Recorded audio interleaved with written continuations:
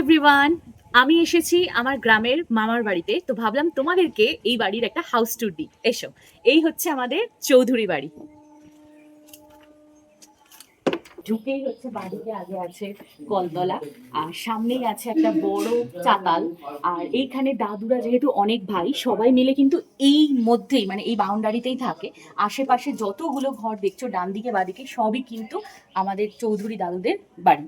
আর যেটা কখনোই মানে মিস করা যাবে না সেটা হচ্ছে ধানের গোলা। ছোটবেলা থেকে এরকম ধানের গোলা এঁকেছি, যেটা এখানে এসে মানে এই ছবিটা আর কি সামনে দেখতে পেতাম। এই হচ্ছে একদম ওজি ধানের গোলা। আর এখনকার বাড়িতে আমাদের যেগুলো থাকে না সেটা হচ্ছে খিড়কির দরজা। এসব এই, এটা হচ্ছে খিড়কির দরজা। আর এবারে যাব ভিতরে। ঢুকে সিঁড়ি দিয়ে উঠেই হচ্ছে সবচেয়ে বড় বারান্দা। আর এই বারান্দার স্পেশালিটি হচ্ছে ওপরে এটা পুরোটাই পরিবর্গার। আর এই যে দেয়ালগুলো এক একটা প্রায় 20 ইঞ্চি চওড়া। এখানে ছোটবেলায় এসে আমরা বাজি ফাটাতাম, তবে দাদুর কাছে শুনেছি সব পুজো হতো এখানে। আর এই যে বড় জায়গা, এখানে পুরো লোকজন গিজগিজ করতো, শতরঞ্জি পাতা থাকতো, মানে এখানে একটা তখন উৎসব উৎসব ব্যাপার। তো এবারে আমরা ভিতরে যাব। ওই দরজা দিয়ে আমরা ছোটবেলা থেকে এসে ঢুকেছি, মানে ওটা আমাদের মূল দরজা ছিল, কিন্তু এখন ওটা বন্ধ আছে, তো আমরা তার পাশে এটা দিয়ে ঢুকবো। এইটা হচ্ছে সবচেয়ে পুরনো ঘর। এখান থেকে ঢুকে এখানে দাদু বসে থাকতো। এখানে একটা বড় খাট ছিল, পালঙ্ক আর কি, খাট বলা ভুল, পালঙ্ক। তো এই ঘরের সাথে প্রচুর স্মৃতি জড়িয়ে আছে। আর এই ঘরটা সব থেকে ইন্টারেস্টিং ব্যাপার হচ্ছে এটা পরিবর্গার। এই যে পরিবর্গা ওপরটা। আর এই যে ঘরের দেওয়ালগুলো, এগুলো এক একটা 20 ইঞ্চি চওড়া। এই পাশটাতে হয় এই যে এই এতটা চওড়া, এতটা এতটা চওড়া।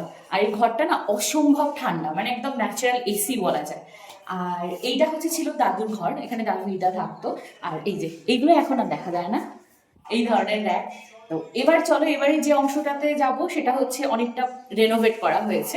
এই জায়গাটা হচ্ছে রেনোভেট করা হয়েছে। এখানে একটা দেওয়াল ছিল, পার্টিশন করা থাকতো, সেখানে ডাইনিং টেবিল ছিল। আর তারপরে সেটা ভেঙে এই পিলারটা করা হয়েছে। এই সময় আমি মোটামুটি বেশ ভালোই বড় হয়ে গেছি। তো এইটা হয়ে গেছে এখন আমাদের বসার জায়গা। আর এই জায়গাটাতে থাকতো টিভি। এখানে একটা সুন্দর আরাম চেয়ার আছে। এইসব চেয়ার এখন আর সত্যি দেখা যায় না। আর এই বাড়ির সব থেকে সুন্দর ঘর ছিল হচ্ছে এইটা, যেটা ছিল বড় মামার ঘর। এইটা হচ্ছে বড় মামার ঘর ছিল। আর তার সব থেকে ইন্টারেস্টিং ব্যাপার হচ্ছে এই বইগুলো, তাকে সাজানো থরে থরে বই। আর এই ঘরটা সব থেকে সুন্দর, সব থেকে সাজানো। আর এই ক্যাবিনেটটাতে থাকতো টিভি, এই যে টিভিটা এখন রয়েছে সোনির টিভি। আর ওই যে ওই আগ্রা থেকে কিনে আনা একটা মার্বেলের তাজমহল, এগুলো সব এখনো রয়ে গেছে এই বাড়িতে। তো এই ঘরে ঢোকার জন্য না মানে খুব এক্সাইটেড থাকতাম আমরা এসে। আর এই ঘরের একটা নয়, দুটো দরজা আছে। এই দরজা দিয়ে বেরিয়ে সামনেই আমি দেখতে পাচ্ছি হচ্ছে বড় পুকুর, যেখানে তোমাদেরকে একটু পরে নিয়ে যাচ্ছি। আগে ঘুরিয়ে দেখাই কিচেন। আর কথা বলতে বলতে কিন্তু আমি এসে গেছি সেকেন্ড দালানে। এটাও একটা প্যাসেজ, বেশ চওড়া দালানের মতো। আর এখন আমি যাচ্ছি সোজা কিচেনে। এই হচ্ছে মামার বাড়ি ভারী মজা করার জায়গা, মানে রান্নাঘর। রান্নাঘরটা এখন ইউজ হয় না বলে অ্যাবান্ডেন্ট হয়ে গেছে, কিন্তু এখানের সাথে যে কত স্মৃতি আছে। সব থেকে স্পেশাল স্মৃতি যেটা আমি কোনোদিন ভুলবো না, সেটা হচ্ছে এই তাকে রাখা থাকতো আমুল স্প্রে গরুর দুধ, যেটা আমার বাড়িতে আসতো না। আমার বাড়িতে গরুর দুধ আসতো, কিন্তু এখানে এসে দুপুরবেলা আমি 1 চামচ করে মুখে দিয়ে মুখ টোবলা করে ঘুরে বেড়াতাম, কথা বলতে পারতাম না। তো এখানেই হচ্ছে মানে আমরা যখন আসতাম তখন বাড়িতে কতজন থাকতো, মোটামুটি 18-20 জন। সবার রান্না বান্না সব এখান থেকে হতো। আর এর পাশেই হচ্ছে, এই পাশে আছে কলপাড়। এখানে রয়েছে একটা নলকূপ। আর এখানে প্রচুর স্নান করেছি। আর অনেকগুলো বাথরুম আছে, আশেপাশে প্রায় 3খানা বাথরুম আছে। বাড়ির এতগুলো মানুষের জন্য 1-2টো বাথরুম তো মানে ইয়ে আর কি কম পড়ে যায়। তো সেই জন্য এখানে আছে আরো 3টে বাথরুম, আর একটা নয়, দুটো নলকূপ।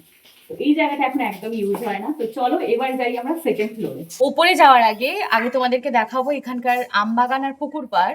আর তারও আগে দেখাবো তুলসী মঞ্চ। এই হচ্ছে তুলসী মঞ্চ। এই ঘর থেকে বেরোলেই সোজা আমি সামনে দেখতে পাচ্ছি বড় পুকুর।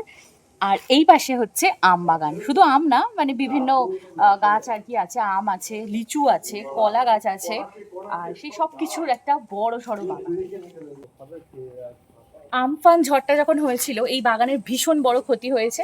তো অনেক গাছ নষ্ট হয়ে গেছে, কিন্তু এইখানে প্রচুর আম ছোট থেকে খেয়েছি, প্রচুর প্রচুর প্রচুর, শেষ নেই। আর আমরা আসার আগে তো দাদু এইবারে নারকেলও পাড়িয়ে রেখেছিল, প্লাস ডাবও পাড়িয়ে রেখেছিল, যেটা 2 দিন ধরে খাচ্ছি। এই হচ্ছে আমাদের বাগান, এই হচ্ছে বড় পুকুর। সাবধানে আসিস। প্রচুর ব্যাঙবাজি করেছি এখানে, তবে স্নান আমি করিনি কারণ আমি সাঁতার জানি না, কিন্তু আমার এই জায়গাটাতে বসে থাকতে খুব ভালো লাগতো। সারা দিন ছোটবেলায় এসে দৌড়াদৌড়ি করতাম এখানে, মানে প্রচুর স্মৃতি আছে। তো চলো এবারে নিয়ে যাই তোমাদেরকে দোতলায়। দোতলাটা হচ্ছে পরে করা হয়েছে, এখন ছোট দাদু দোতলাতেই থাকে, আর ওখানে এখন সব রান্না বান্না হয়। তো চলো দোতলাটাও ঘুরিয়ে আনি, ছাদটাও ঘুরিয়ে আনি।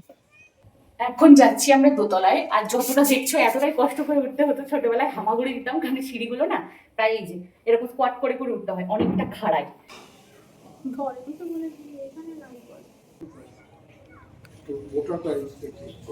আর এইখান থেকে আরো একবার দেখাই আমাদের পিছন দিকের বাগানটা। এই যে কালকে রাত্রিবেলা না বৃষ্টি হয়েছিল, আর তারপরে যা ঠান্ডা ঠান্ডা হাওয়া দিচ্ছিল, পুরো মন জুড়ানো হাওয়া। তো এবারে নিয়ে যাই ছাদে গিয়ে ভিডিওটা শেষ করব।